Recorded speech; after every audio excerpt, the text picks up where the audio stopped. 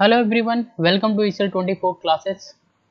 जावा के इस learning series के अंदर आज जो हम लोग सीखने वाले हैं वो हमारा है मॉडिफायर्स इन जावा। जावा के अंदर जो मॉडिफायर्स होते हैं वो क्या होते हैं, आज हम लोग इस लेक्चर्स के अंदर अच्छे से यहाँ पर समझने वाले हैं। कितने टाइप्स की होती हैं और इनका क्या मीनिंग होता है जावा लैंग्वेज के अंदर, इसको हम लोग अच्छे से समझने वाले हैं।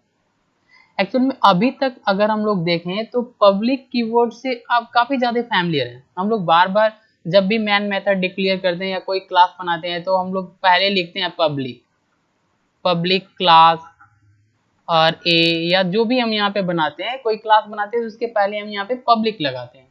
तो आप पब्लिक जो आपका नेम है आप अभी तक यहाँ पे फैमिलियर है। एक्चुअल में ये पब्लिक हम लगाते क्यों है यहाँ पे क्लास के पहले, ये होता क्या है, इसी को हम लोग बोलते हैं मॉडिफायर, एक्सेस मॉडिफायर। यानी ये क्लास कहाँ तक एक्सेसिबल है ये बताता है आपको। समझ में आ रहा है? तो पब्लिक कीवर्ड के बारे में अभी तक हमने देख लिया। पब्लिक कीवर्ड जो होता है इसको हम बोलते हैं एक्सेस मॉडिफायर। इसका मतलब ये होता है कि अगर आपने किसी क्लास के पहले या कोई एट्रीब्यूट या कोई वेरिएबल होता है, कोई मेथड होता है या कॉन्स्ट्रक्टर होता है, अगर आप इस तरीके से पहले लगा देते हैं तो वो आप किसी भी क्लास के अंदर आप किसी भी क्लास के अंदर उस क्लास को या मेथड्स को या वेरिएबल को एक्सेस कर सकते हैं। एज वेल एज अगर आप किसी दूसरा पैकेज ही बनाते हैं, जावा लैंग्वेज के अंदर कोई और पैकेज बनाते हैं, उसके अंदर भी आप उस क्लास को एक्सेस कर पाएंगे अगर आपने पब्लिक बना दिया तो। ठीक है। वैसे जावा लैंग्वेज के अंदर जो आपकी मॉडिफायर होती है उसको 2 ग्रुप्स में डिवाइड की जाती है। कितने ग्रुप्स में बांटते हैं? 2 ग्रुप्स में। अब देखिए यहाँ पे क्या होते हैं 2 ग्रुप्स में, एक जिसको हम बोलते हैं एक्सेस मॉडिफायर।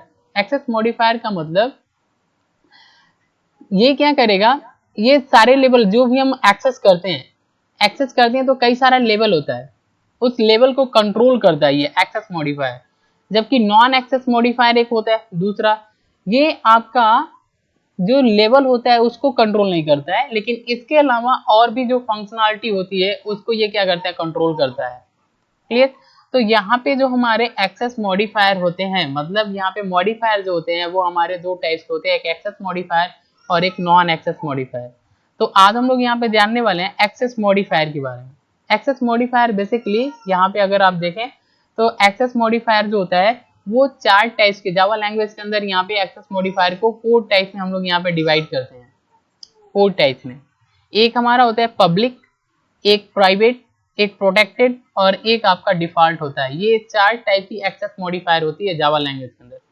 अगर आप किसी भी क्लास के पहले या कोई वेरिएबल है या कोई मेथड है उसके पहले अगर आप पब्लिक लगाते हैं तो वो जावा लैंग्वेज के अंदर आप किसी भी क्लासेस के अंदर उस मेथड को या वेरिएबल को या किसी दूसरे पैकेज के अंदर बहुत ही आसानी से आप एक्सेस कर सकते हैं। इसलिए हम लोग क्या करते हैं कि अगर हम कोई वेरिएबल या कोई क्लासेस बनाते हैं उसमें कोई प्रॉब्लम ना आए, कोई एरर ना आए, इसलिए हम लोग क्या करते हैं उसके पहले पब्लिक लगा देते हैं ताकि हम एक्सेस उसको आसानी से कर सकें, इसमें कोई प्रॉब्लम ना आए। सेकेंड हमारी जो होती है, जो हम लोग यहाँ पे लिखते हैं प्राइवेट। अगर आपने प्राइवेट लगा दिया तो वो आपका क्या होता है, केवल क्लास के अंदर ही अगर आपने कोई मेथड बनाया, एक क्लास के अंदर कोई मेथड बनाया, कोई वेरिएबल बनाया, तो उस क्लास के अंदर अगर आपने उसमें प्राइवेट बना दिया तो उसी क्लास के अंदर एक्सेस होगा। आप दूसरे क्लास के अंदर अगर उस मेथड को या वेरिएबल को एक्सेस करना चाहेंगे तो नहीं आप कर पाएंगे। अगर आपने प्रोटेक्टेड बना दिया, कोई मेथड है या कोई वेरिएबल है आपने उसको प्रोटेक्टेड बना दिया, तो आपको एक सेम पैकेज क्या होता है आगे हम लोग देखेंगे यहाँ पर, सेम पैकेज के अंदर, और अगर आपने कई सारे क्लासेस भी बनाए उस पैकेज के अंदर, 2-3 क्लासेस भी बनाए, तो आप सब क्लासेस के अंदर भी उसको एक्सेस कर पाएंगे। कोई मेथड या कोई वेरिएबल अगर आपने प्रोटेक्टेड बना दिया तो आप उस क्लास के अंदर, सेम पैकेज के अंदर कई सारे क्लास हैं तो उन क्लासेस के अंदर भी आप उस वेरिएबल को एक्सेस कर पाएंगे। डिफॉल्ट क्या होता है, अगर आपने पब्लिक, प्राइवेट या प्रोटेक्टेड में से कोई नहीं लगाया, एक्सेस मॉडिफायर कोई नहीं लगाया, छोड़ दिया, तो वो डिफॉल्ट होती है। डिफॉल्ट अगर देखा जाए तो सेम पैकेज के अंदर आप कई सारे अगर आप क्लासेस भी बनाते हैं तो भी आप वहां पे डिफॉल्ट वेरिएबल या मेथड को एक्सेस कर पाएंगे। समझ में आया? डिफॉल्ट बेसिकली जब हम छोड़ देते हैं तब आपका जो वेरिएबल या मेथड जो होती है वो डिफॉल्ट बन जाती है, डिफॉल्ट एक्सेस मॉडिफायर। तो आज हम लोग यहाँ पे इस क्लास के अंदर 2 मॉडिफायर के बारे में अच्छे से समझने वाले हैं, जो हमारी है पब्लिक और प्राइवेट। पब्लिक और प्राइवेट यहाँ पे हम एक एग्जांपल के माध्यम से समझने वाले हैं। तो आगे चलते हैं। यहाँ पे देखिए हम एक एग्जांपल लिए हैं ताकि हम आपको अच्छे से समझा पाए। यहाँ पे हम क्या करेंगे, एक क्लास है class first, class second and 3। यहाँ पे 3 क्लासेज हमने बनाए, एक जावा लैंग्वेज के अंदर 3 क्लासेज बनाए। क्लास फर्स्ट इसके अंदर एक वेरिएबल हमने बनाया है x नाम का, और इसको हमने यहाँ पे कोई वैल्यू स्टोर कर दिया अन्य हमने यहाँ पे वैल्यू स्टोर कर दिया x नाम के वेरिएबल में। ये जो वेरिएबल है इसको हमने पब्लिक बना दिया है। पब्लिक, थोड़ा ध्यान से समझिएगा। एक क्लास में हमने एक वेरिएबल बनाया पब्लिक, क्लास 2 लिया है, और इस क्लास के अंदर y नाम का हमने एक वेरिएबल बनाया है। इसके अंदर हमने एक वैल्यू प्रोग्रामर हमने यहाँ पे स्टोर किया है। अब इसको भी हमने क्या किया, y को भी पब्लिक बना दिया है। y को भी हमने क्या किया, पब्लिक बना दिया। तो हमने 2 क्लास बनाया, ध्यान से देखिए, 2 क्लास बनाया, 2 वेरिएबल बनाया स्ट्रिंग टाइप का, और दोनों को पब्लिक बना दिया। अब ये 2 क्लास में है, x जो हमारे पहले वाले क्लास में है और y जो हमारे सेकंड वाले क्लास में है। तो अगर हम यहाँ पे क्लास थर्ड बना रहे हैं, तीसरे क्लास में अगर हम इन दोनों वैल्यू को एक्सेस करना चाहें तो कोई प्रॉब्लम नहीं होगी, क्योंकि हमने यहाँ पे पब्लिक लगा दिया, बहुत ही आसानी से एक्सेस कर पाएंगे।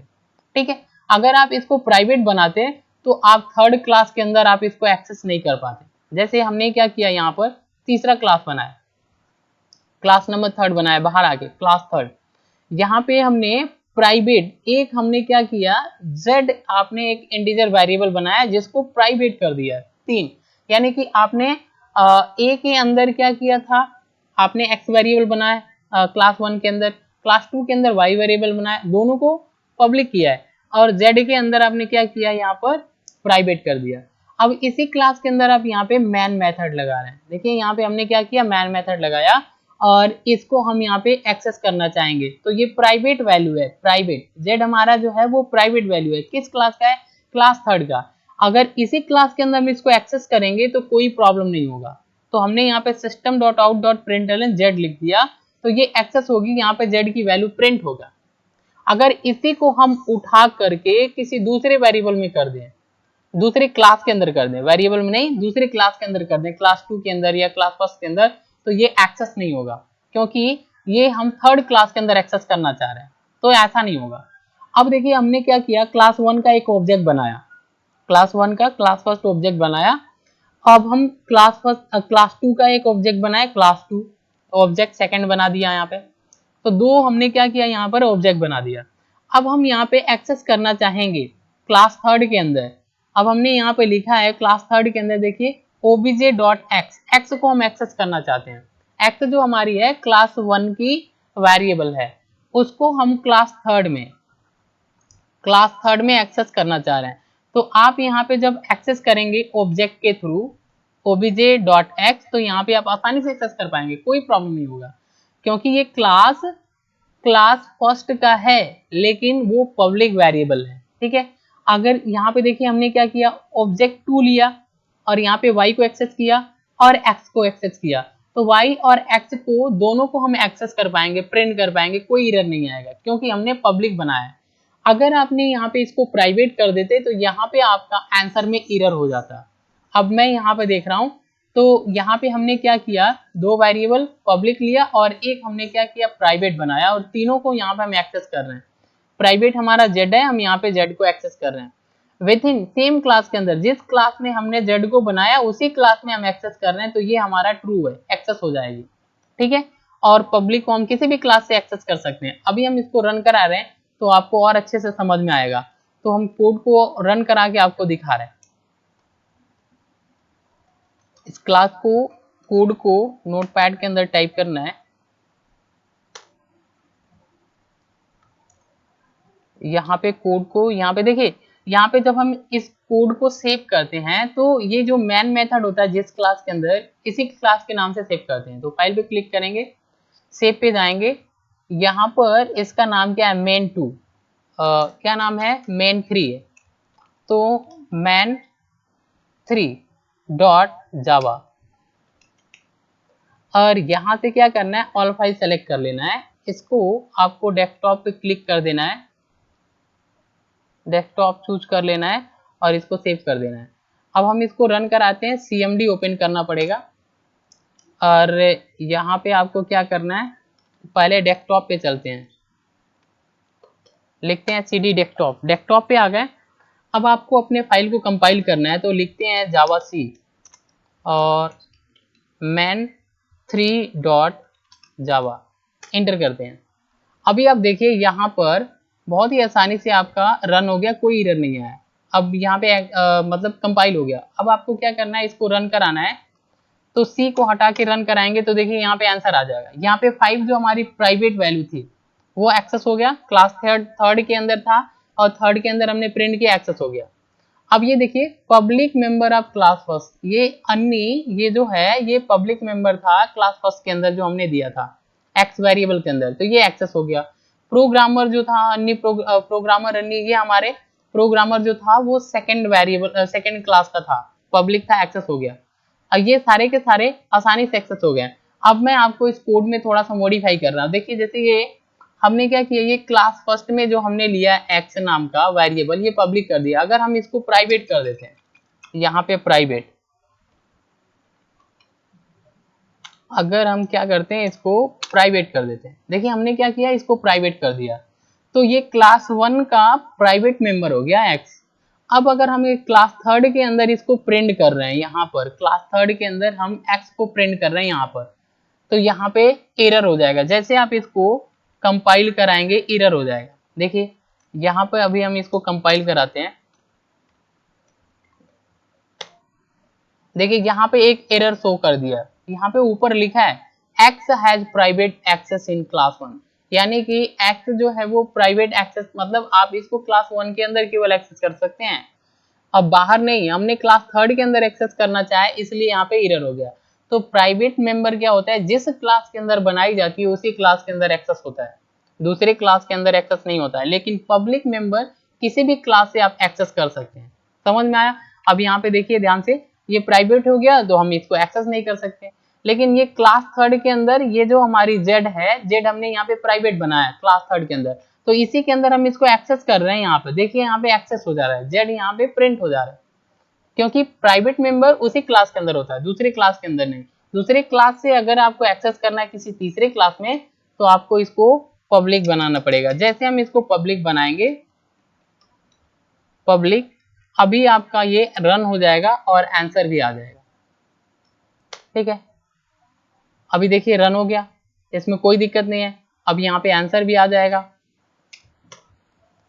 ठीक है, यहाँ पे देखिए हम इसको एक्स को एक्सेस कर पा रहे हैं, एक्स वेरिएबल को।